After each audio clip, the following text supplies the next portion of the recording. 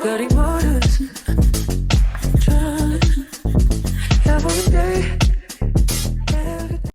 Hello, my gorgeous girls. Hello, faves. How are y'all doing? Do y'all like being called faves? That's important here. I need y'all to comment down below and let me know. Because, you know, a lot of people don't know this, but since I call myself your favorite content creator, I call y'all faves. My faves. Anyway, we're going to go into some tips so that you guys can know what to do when you're trying to do knotless braids and stuff. For one, I don't plan on speeding up anything in this video, so I'm just going to talk all the way through giving out tips. So parting, I feel like is really hard for a lot of people. Let me tell you some things that you need to be doing. Not everybody likes to use gel on their braids, but for me, I like using gel when I'm doing my client's hair. Now, if they opt for no gel, I'll take that. You know, we don't have to use gel. But once you make like a rough draft of a part, after that, you want to go behind it and put the gel on the part like I showed you. Now, I'm seeing a lot of posts saying like this is really drying to people's scalp and their hair. And I really do get that. But I personally use a gel that's also conditioning to the hair. It usually says like jam and conditioner, whatever. So that's just what I use. I'll link it down below. Y'all don't have to use it, but that's just what I do. So right here you can see I'm parting her hair a few times. I haven't like skipped anything. I haven't sped anything up. This is about the 4th or 5th time I've already parted her hair. And this is how I check if it's straight. You see how my left hand is pulling all that hair downwards? I'm pulling it downwards so I can see if the part is straight, because once her hair is pulled down with braids, that's going to show me how the part is. Like if the part is straight. I'm pulling that whole thing with the left. I'm like, okay, is this straight? I don't just leave it and say, okay, it's straight. No, I hold it with my left hand and pull it down to see if it's straight. Okay. Another thing, people are asking me like, how do you know what size to do each braid so that they're all the same size? Listen, I just look at the last, the last box that I did and I try to mimic it. That's the honest truth. Me personally, I know a lot of people like to use their comb, maybe their finger to measure. I personally don't do that. That's just how I do it. Right now I'm doing medium size knotless braids, and this size I'm doing right here may not be other people's medium. I need y'all to kind of think about that. My medium knotless braids when I do my client may not be other people's medium knotless braids, like another braider. She might consider this her smalls. That's just her. But that's probably why a lot of people are getting confused with that too. So you have to really look at, how many rows do the girl have to figure out what do you want on your head, because not everything is going to look right on everybody. If you want a lot of braids and her smalls is looking like this, but to me that's not really small, you need to be booking, find somebody with the extra smalls or extra rows, baby. So I'm gonna just say that. Anyway, so yeah, I always use the outre braiding hair when I braid. That's just my preference. I really like that hair. How many pieces do I add? I have a whole video on how to figure that out, and I'm gonna tag it somewhere on the screen.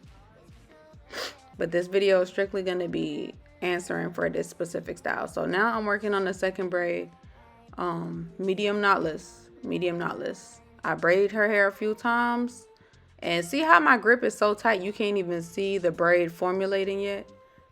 That's another thing. Y'all be sliding y'all hands downwards to see, like, oh, I can't see. Good, you're not supposed to see. When you grip in the person's hair to start off the braid, you're not gonna be able to see everything you're doing.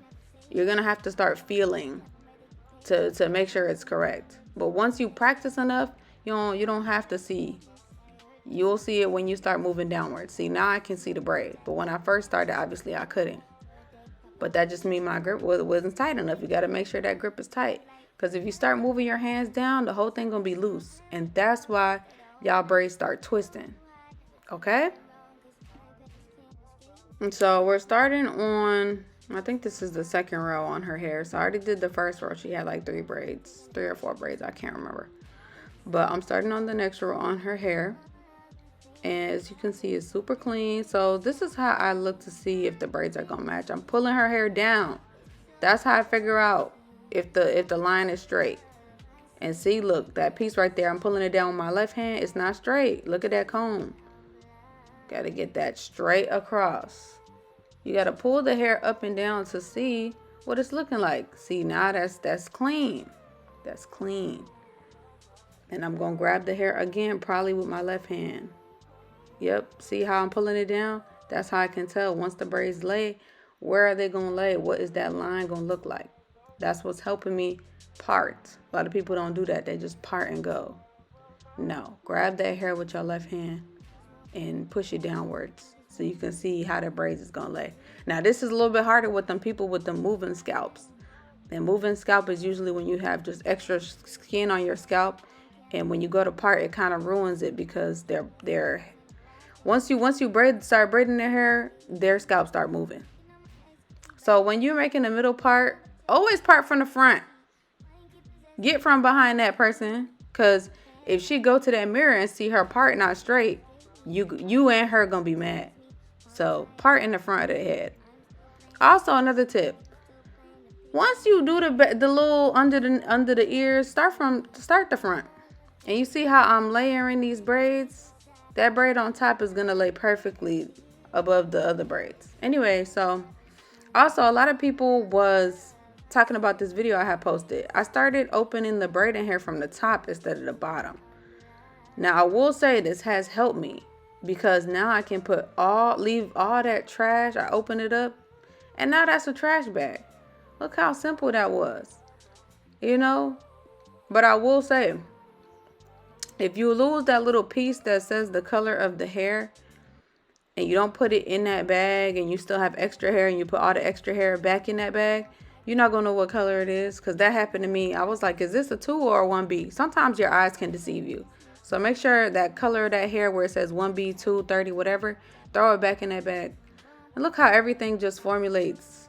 Everything just in that bag, and now I can just fold it up and throw that shit out. Throw that bag out. Yep, so, and then the rubber band, just take my finger up under there, hold it with a good grip with that left hand, and pull it, slide it out. Now, we're getting somewhere on her braids. Well, we're going to get a little bit of a close-up. So the second clip that's coming up is going to be a close-up, but we're going to get even closer after this. So to part the hair, see how that's kind of slanted? I want it to go down, because yeah, that's just, we have to make this symmetrical. I know her head, people's heads is round, but see how that's straight now? You don't want that going slanted to the back. And I feel like I need to fix that up a little bit more, because it's still a little bit slanted. We want that part to go straight down. Okay, and I know this is a little bit harder when people's head is round in the back. I honestly get that. But you're going to have to keep parting as much as you need to see if that's straight or not. Here's the next close-up I was talking about. So I'm parting her hair into 3s. And then I'm going to go ahead and do 1 stroke. Pass it to my left hand. Another stroke. Pass all that hair to my left hand. And then I'm going to start adding. And that's how I start braiding. And then I add the braiding hair to the outer piece on the top and the middle piece. And that's how I braid.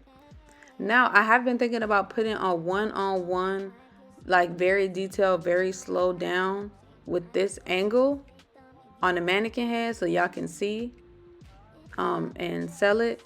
And I know everybody hates digital products and is tired of buying courses, but my course is going to be very detailed. I'm trying to put a whole bunch of stuff in there. I'm trying to put how to get clients, how to market yourself, how to add braiding hair. Look right here, I'm adding braiding hair. But you know, you got to go into detail with that. But let me know if you guys would buy that course. If you made it this far into the video, leave a comment down below. Let me know where you from. What city you from? And I'll see y'all in my next one. Bye.